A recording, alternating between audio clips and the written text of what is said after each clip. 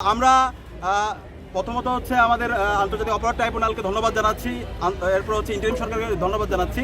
এই খুনি হাসিনাকে যে মৃত্যুদণ্ড রায়, তার যে অপরাধ, সেই অপরাধ অনুযায়ী তার প্রথম রায়, তাকে মৃত্যুদণ্ডের রায় ঘোষণা দেওয়ার জন্য, একই সাথে সাবেক স্বরাষ্ট্র মন্ত্রী খুনি আসাদুজ্জামান কামাল তার মৃত্যুদণ্ড রায় ঘোষণা দেওয়ার জন্য, এবং আরেকজন যে পুলিশের আইজিপি, আমাদের আশা ছিল তাকেও ন্যায্য বিচারে আওতায় নিয়ে আসা হবে, কিন্তু তার যে 5 বছরের কারাদণ্ড দেওয়া হয়েছে সেটাই আমরা সন্তুষ্ট না। আমরা আশা করব তার এই রায়টা যেন নতুনভাবে রিভিউ করা হয়, কারণ সে যেভাবে সারা ঢাকা এবং সারা দেশে গণহত্যা এবং শিশু হত্যায় তার নির্দেশ হয়েছে, সেই অনুযায়ী সে রাজসাক্ষী ছিল, কিন্তু আমরা আশা করেছিলাম তার যে বিচার, সেই জায়গায় আরও ন্যায্য বিচার নিশ্চিত করা হবে, কিন্তু সেটা নিয়ে আমরা সন্তুষ্ট না।